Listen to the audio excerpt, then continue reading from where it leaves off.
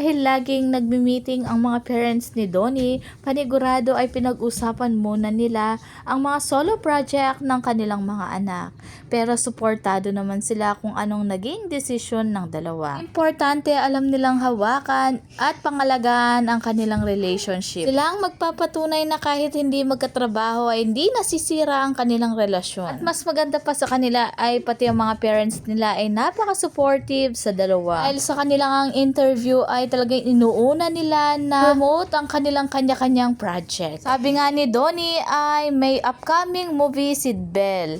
At si Belle naman ay manood kayo ng Philippines Got Talent. Wala ngang confirmation kung meron silang project na magkasama this year. Pero okay lang as long na okay ang dalawa. Masayang masaya na ang mga fans dahil di lang sila sa kanilang career nag-grow pati na rin sa kanilang relasyon. Dahil ang mga fans at mga pamilya nila ay proud na proud sa dalawa. Unay na sabay sila aangat at tutupad sa kanilang pangarap.